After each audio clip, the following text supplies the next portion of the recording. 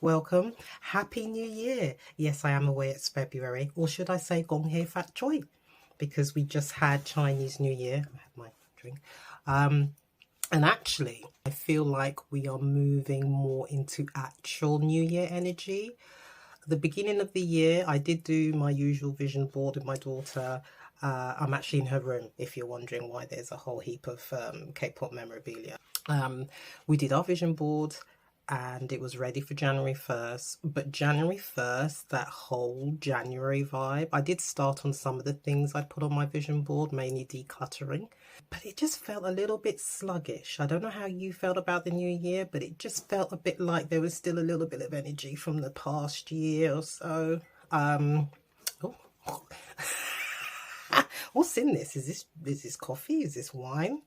But in actual fact, the proper new year doesn't start until around March when we have the spring equinox.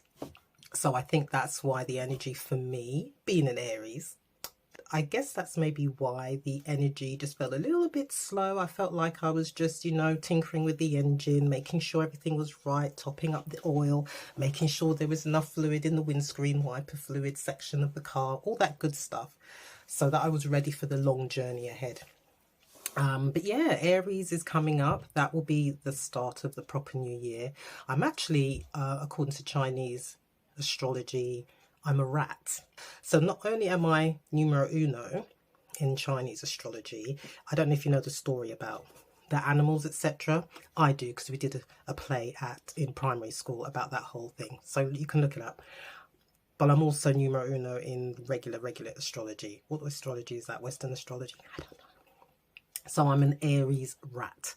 So really, that's like big balls energy. Yeah, big balls energy. But I haven't been feeling the big balls. No, I have not. Not like that anyway.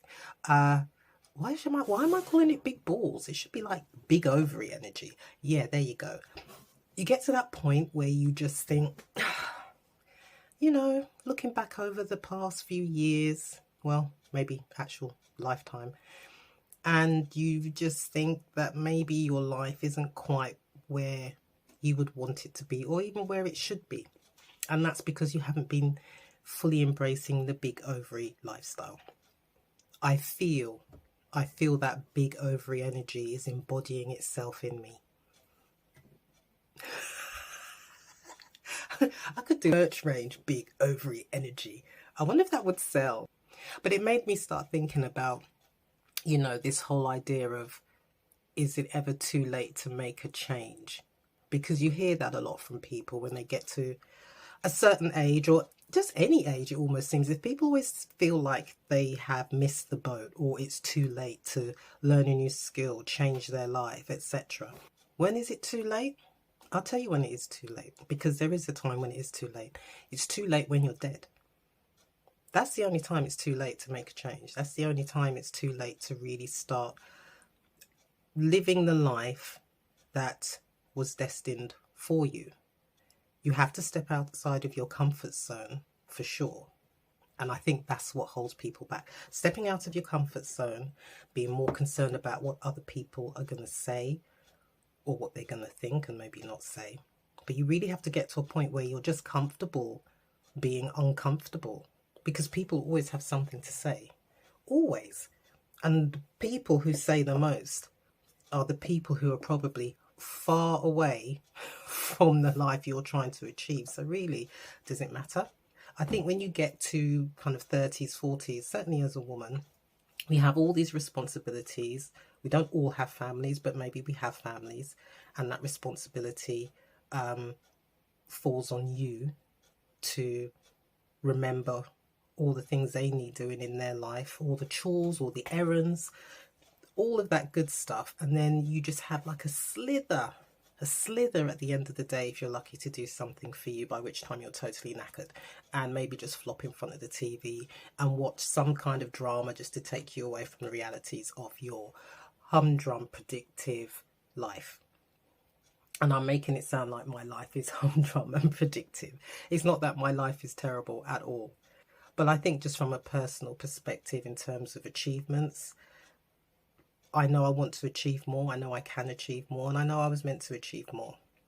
So it's time to, like I said, live the big ovary life. I think for me, it really is about concentrating on those things that are going to push my life forward. So I think really in this channel, I will be talking more. I know I started this channel very much kind of heavy K-pop influence, but I'll probably mention that a little bit. But I think really moving forward, I'm going to be talking about kind of health, finances, business, that sort of thing. I've started a digital product business, so I'm just kind of getting that in motion. I'm really getting into AI art, so I'm hoping to really develop that further as another way of generating passive income, because that's what it's about. I'm not about this hustle life. Oh, hell no. No, your girl's not about the hustle. The girl's about strategic planning, putting in the effort, and then that effort providing passive income. So yeah, things to do with health, because like I said, I'm of that certain age. I have been 40 for the past 11 years. So I'm at that age now where, well, it's not even I'm at that age. You should always be looking after your health, because if you do not have health, you have bugger all, quite frankly. Because you could be rich as hell, but if you're diagnosed with something, you know, terminal, what's, you know, we're all going to end up in the same place eventually. We hope, if you're good. It's really important to look after your health, full stop. But I'm at that age, like I said, 40 with 11 years experience, where the hormones just be doing their thing. The hormones just be doing their own thing, having a party, not even telling me, not inviting me, just wrecking the house, trying to wreck the house. So I have to really get on it now. I have started already. I've incorporated my strength training. Need to get the diet on point. The diet is what's failing me, she says, with the double chocolate mocha, whatever it is in my cup. That's the bit I really need to fine tune, because you cannot out exercise bad nutrition. You can't. And also it's really important from a nutritional aspect, especially when your hormones are beginning to kind of fluctuate and do all the crazy stuff they do at this point. It's really important to eat a balanced diet that's right for you. I know for a fact that I am not eating enough protein.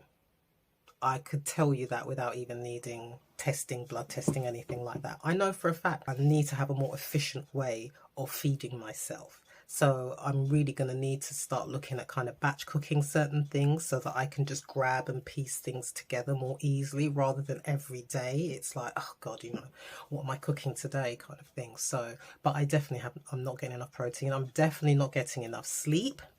That is critical. A lot of people don't realize how important sleep is, especially as a maturing woman. Because when you start getting enough sleep and your body is falling in line with circadian rhythm a lot better, and you're eating well and you're exercising, that weight, that extra weight you're carrying, the fat layers around the middle, they'll start to shift. But if you're not doing that, it's like your waist just grows more. I'm living proof of that. I'm not going to go to a gym.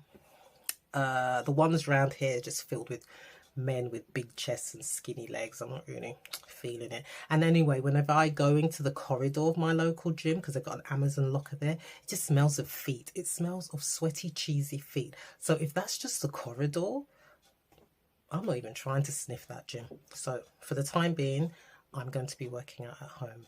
So I'll probably talk about that more in another video, what videos I'm using, what I think has been, you know, helpful for me to get back into it. Because I feel like, you know, you set yourself up for failure when you go, right, I'm going to do this challenge and work out every day. Just concentrate on moving first. Just concentrate on 20 minutes of moving, whether that's a walk outside or you're doing a little walking indoors video, or if you're doing a workout at home, just move, just get moving, get your body used to moving, and then you can start with the bit more structure. But I kind of spent January just getting into the habit of moving again, which can be hard when you're working from home and, you know, most of your work is desk bound. You do have to make sure you take those breaks. I can sometimes get into something and then I'm just locked in, and this is why I end up not always eating regularly, like every 3 to 4 hours, And then when you do finally stop working to eat, you're famished and you just want to grab some kind of quick energy, probably sugar laden, carby, heavy meal. So that's why I need to sort out my health. Because like I said, health is wealth. If you don't have health, you have nothing, nothing, nothing. That's enough of the singing. Anyway, I just wanted to pop on to say hi. Like I said, I will be coming back and talking more about other things which I think are more relevant, Like K-pop isn't relevant. Of course K-pop is relevant. Anyway, I hope you're all well. I've had a couple of people message me and ask me when am I going to do another video. So here you are. This is dedicated to you. Shout out to Amani. Anyway, guys, take it easy. I'll speak to you soon. Bye.